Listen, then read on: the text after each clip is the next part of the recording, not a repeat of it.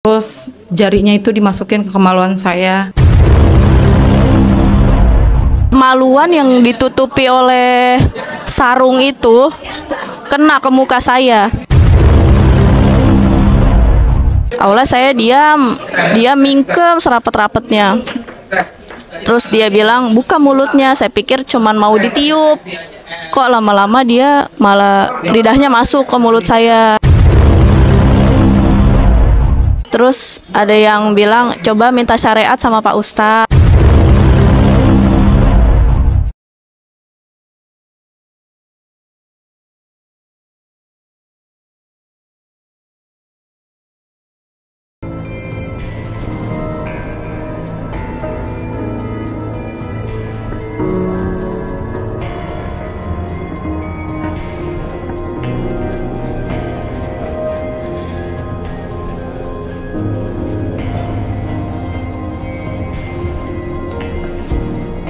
Adanya yang masuk ke Instagram saya, ya, dan ini tentu menjadi sesuatu yang sangat memprihatinkan, ya. Tetapi saya tentu apresiasi, ya, buat ibu-ibu ataupun korban yang berani untuk kemudian menyatakan, ya, karena kalau tidak berani itu justru nanti akan muncul korban-korban yang lain. Jadi, betul ya. Jadi niatkannya hati yang baik aja. Hati yang bersih, sepanjang media sosial digunakan untuk kebaikan dan bicaranya tentang fakta, nggak apa-apa. Ya, misalnya ibu besok mau diberikan pelayanan sama Pak Lurah, Pak Camat, kurang bagus, nggak apa-apa, ya, sampein, ya, nggak apa-apa, karena apa? Itu kan bahan evaluasi, ya. Apalagi ini sudah sifatnya pidana dan merusak harkat martabat, ya. Jadi nggak perlu ini menjadi sesuatu yang yang menjadi beban buat ibu-ibu, tapi ibu jadikan bahwa diri saya berbuat begini supaya tidak ada lagi korban yang lain, supaya saya berbuat begini bahwa saya punya nilai kebaikan buat orang lain. Coba kalau nggak ada, makin banyak orang yang akan jadi korban. Termasuk hari ini kan kita ngadapin juga terkait dengan anak-anak kita, makanya anak-anak kita harus dididik di sejak awal. Mereka harus berani mengatakan tidak, mereka harus mengatakan yang benar, mereka merasakan ada hal-hal yang tidak baik. Karena setiap kejahatan itu bisa di mana saja. Ya, termasuk di lingkungan keluarga kita. Ya, termasuk di lingkungan itu tadi, lingkungan rumah yang ada di sekitar kita. Ya. Karena semuanya itu sangat tergantung kepada kesempatan. Ya, begitu ada kesempatan, ya intinya orang ingin berbuat, ya, ada nilai-nilai kejahatan. Mudah-mudahan dengan peristiwa ini kita tidak ingin kejadian ini berulang. Ya, jadi oleh karena itu nanti saya minta Bu PLT, apalagi punya perempuan, kemudian juga Pak Camat, ya, memfasilitasi, ya, terkait dengan mungkin kalau misalnya harus sampai ke Polres, ya difasilitasi, ya, dengan kendaraan dinasnya Pak Camat misalnya, ya. Jangan sampai juga jadi beban buat para ibu-ibu sekalian. Karena kalau ke Polres sana kan jauh, ya, ada waktu,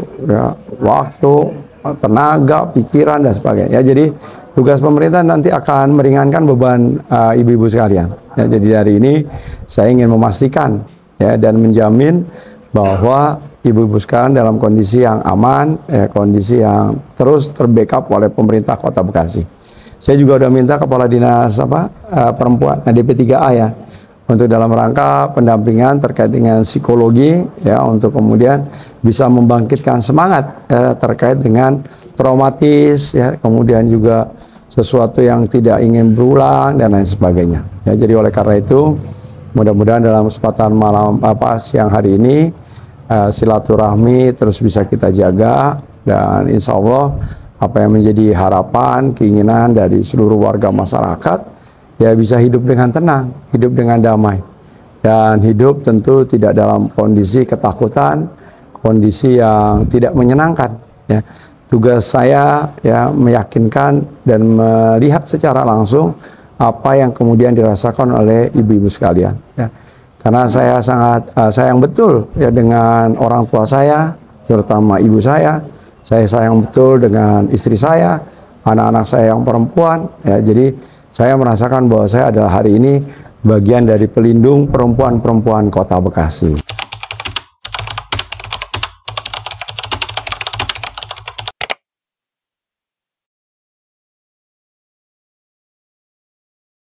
Umur saya 26 tahun. Tinggalnya di mana, Bu? Di Jalan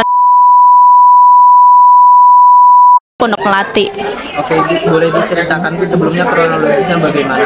Pertama-tama kan saya dapat info dari kakak sepupu saya. Kan ibu saya lagi kritis. Saya udah ikhtiar ke dokter, kemana aja sudah. Terus ada yang bilang coba minta syariat sama Pak Ustadz. Nah kebetulan dia punya kenalan di sini, sepupu saya. Nah saya datanglah untuk niat syariat, minta air doa sama Pak Ustadz itu. Dan setelah saya datang, sudah selesai nih dibikinin doa dengan zikir yang baik gitu. Saya pikir wah benar kata saya gitu. Dan setelah itu ustadznya menjelaskan, katanya dulu ibunya ini punya sumur tua, dan penunggu sumur tuanya ini ikut ke ibunya, ngikut sampai ke rumah. Dan karena saya yang ngurusin ibu saya, sering saya sentuh ibu saya karena saya ngurusin, katanya saya kena radiasinya lah katanya gitu. Ibaratnya kalau kata orang kita mah ketemplokan katanya. Nah saya nggak minta diberesin, saya nggak minta dibersihin, tapi dia yang langsung bilang sini saya beresin katanya gitu. Kalau ibu nggak dibersihin nanti takutnya ibunya yang jadi jatuh sakit katanya gitu. Nah mungkin pikiran positifnya saya, ya udah daripada nanti saya nggak bisa ngurusin ibu saya lagi, ya udah saya bersedia mau gitu. Dan setelah itu dia pegang-pegang punggung belakang saya, masih normal. Dan lama-lama dia masukin ke kerudung saya, masukin tangannya dia lewat kerudung masuk ke baju. Kata dia, ini makhluknya ada di dekat ketiak. Tapi alhamdulillah saya tutup payudara saya supaya nggak kena tangannya dia. Dia hanya kena lingkaran payudara saya. Nah setelah itu sambil dia pegang-pegangin dekat ketiak saya, kata dia ini sakit nggak katanya gitu. Saya pikir sakit, namanya tekanan laki-laki kata saya gitu. Saya bilang sakit, terus pindah lagi ke ketiak sebelah kanan, ini sakit nggak? Kata saya enggak, kata saya gitu. Nah udah setelah itu sambil dia lagi pegang-pegang tangannya, dia maju ke depan saya. Pipi saya dicium, jidat saya dicium, pipi kanan, pipi kiri, dan bibir saya. Awalnya saya diam, dia mingkem serapet-rapetnya. Terus dia bilang buka mulutnya. Saya pikir cuman mau ditiup, kok lama-lama dia malah lidahnya masuk ke mulut saya. Astagfirullahaladzim. Dan setelah itu dia pegang bokong saya pikir cuman ke pinggang, tapi lama-lama hampir kena pantat saya. Tapi saya langsung tekan ke bawah. Saya pikir lama-lama nggak beres, tapi saya diem, nggak tahu kenapa saya nggak bisa berontak gitu. Lama-lama dia pegang ke perut karena saya punya jahitan sesar, ditekan-tekan tuh. Kata saya jangan ditekan Pak, ini bekas jahitan sesar saya. Tapi dia hampir ke selangkangan saya, tapi saya langsung jepit selangkangan saya pakai tangan biar dia nggak kena kemaluan saya. Dia hanya di atas batok kemaluan saya. Setelah itu mungkin dia lihat saya banyak penolakan, lama-lama kepala, katanya tinggal ke kepala katanya gitu. Dan dia diri di depan saya, duduk, dia pijit, dia cium lagi muka saya dan bibir saya. Saya udah nolak mau mundur kepala saya, tapi ditahan sama tangannya dia. Namanya kekuatan laki-laki kan beda sama perempuan. Dan setelah itu dia pindah ke belakang, dia cium leher saya, dia angkat kerudung saya, dia cium leher saya kanan kiri, dia pegang kepala saya lagi. Tapi dia berdiri di depan muka saya, dan kemaluan yang ditutupi oleh sarung itu kena ke muka saya, bagian jidat. Tapi mulut saya tutup karena saya tahu ini bakalan kesentuh ke mulut saya. Saya tutup mulut saya dan hidung saya hanya ke jidat.